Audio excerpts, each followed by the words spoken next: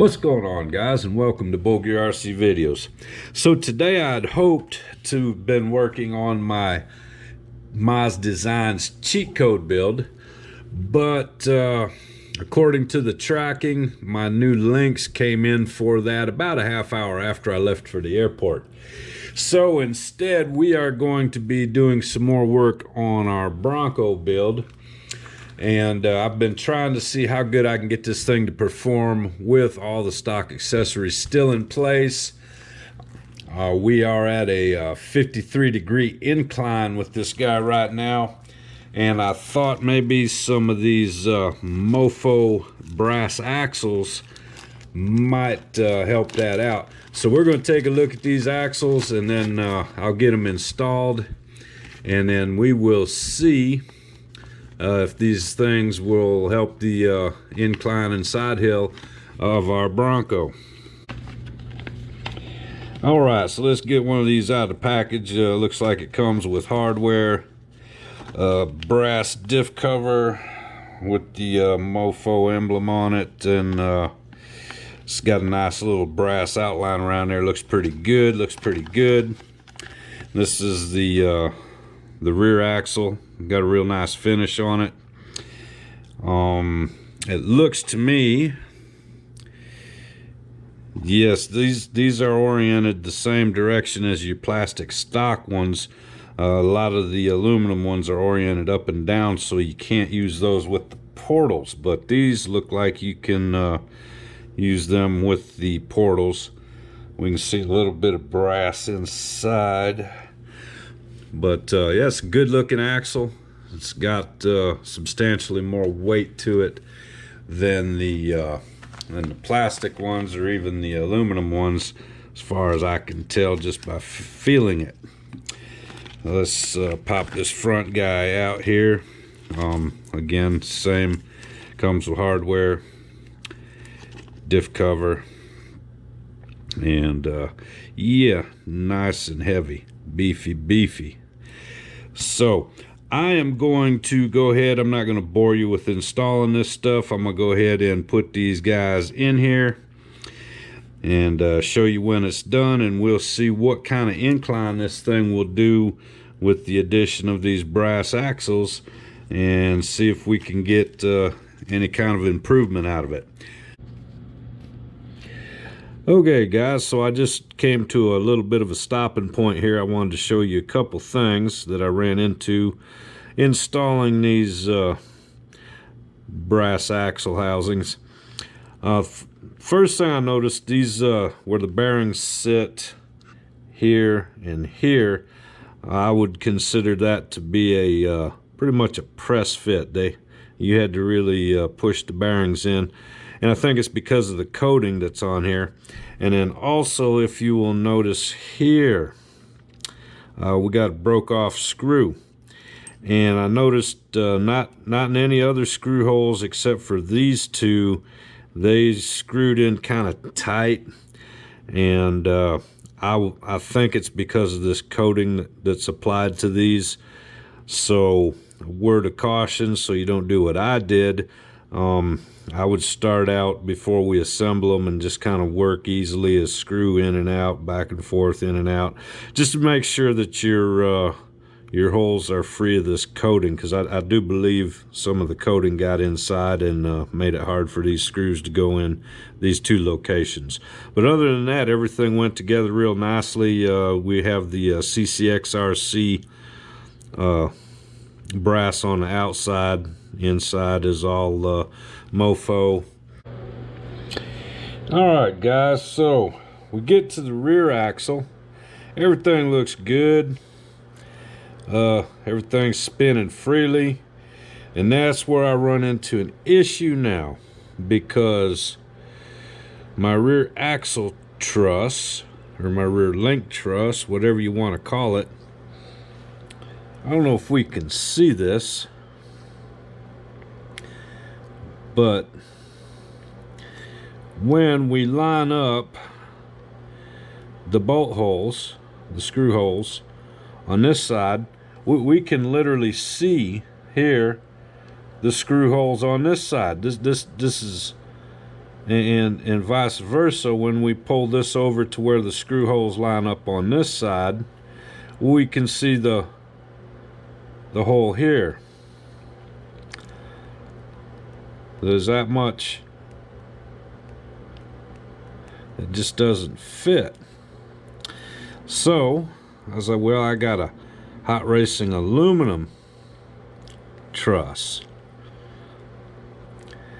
I don't know if we can see this, guys, but there's a, can you see the gap right there? This doesn't sit down on it. So the only way, see there, we got the screw holes lined up there, and we're off this far with this screw hole, and there's a big gap. It doesn't fit down on here. Plastic one's the same, the stock one, it doesn't fit.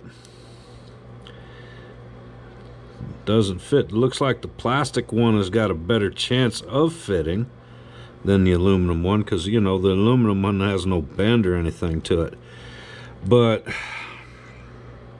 I tried this, you know, I thought maybe, well, maybe the coating was on there a little bit too thick, so I scraped some of that off to see. And then I tried you know, taking a little bit of plastic out of here to see if I could get this thing to set down on there so I could get screws in it. But yeah, that's going to take some work to get screws to put this thing in here so I can connect my rear links. Alright guys, so I got out my little file, and I've been sitting here filing this guy for probably 30 minutes now. And also I've been digging some of this plastic out of here, and I've got this thing still got a little movement there, but I got it where I think I can get some screws in it now. Surely this is the first time I've never heard of anybody else having this issue, so maybe this particular axle was just a defect. But yeah, that was it's quite a bit of work to get this thing to where I think I can get some screws. Let's test it and see if we can get some screws.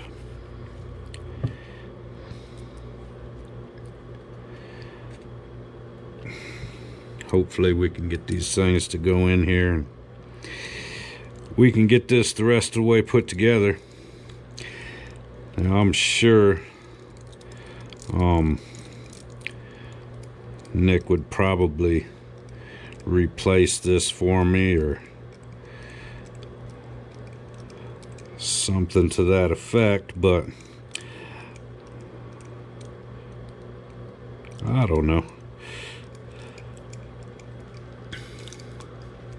Looks like we're gonna get it. Looks like we're gonna get it.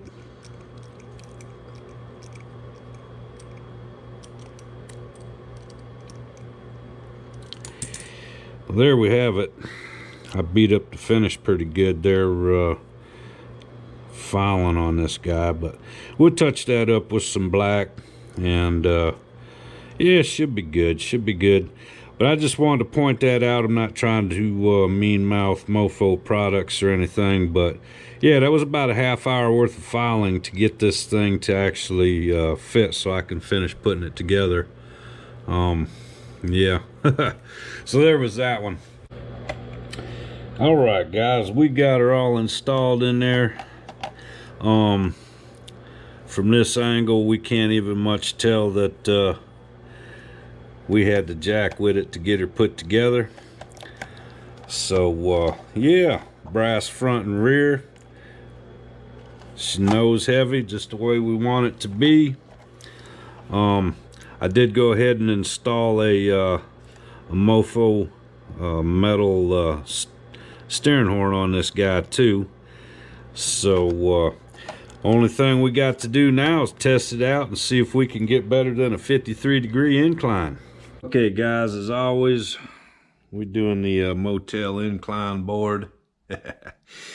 And we have 54 degrees, which is 1 degree more than we had before the brass axles.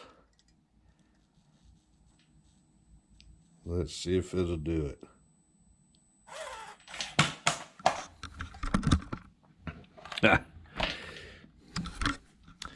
Yeah. There we go.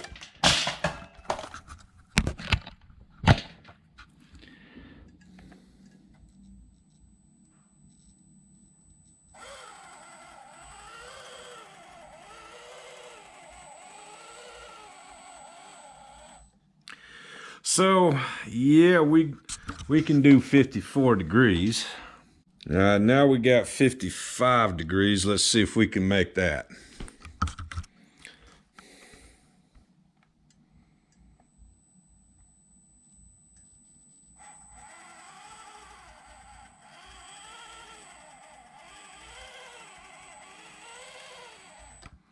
All right, that's 55 degrees. All right, 56 degrees. Last try, we did 56 once. Let's see if we can get, no, it don't like 56. So 55 degrees is the best we're gonna get out of it. So that's 2 degrees more than we got out of it without the brass axles. All right, so you seen it, guys, 55 degrees. For what this truck is, I think I'm happy with that. I think we're gonna call this one just about finished. Only other thing I can think of that I want to do is put some metal drive shafts in here. Yeah, so there it is, 55 degrees. We did quite a bit of work to it. We did keep the stock electronics. We kept all the accessories. We did carbon fiber frame rails, PN70 motor, MOFO brass axles, SSD weighted wheels, Patagonias, running the front end and forced droop, running the rear without springs. Yeah, seems to do it for me, guys. Like I said, I put some metal drive shafts in. I won't do a video about that, but yeah, I'm gonna call this truck good for now. And till next time, old Uncle Lee, bullgearrc video, saying I'll see ya.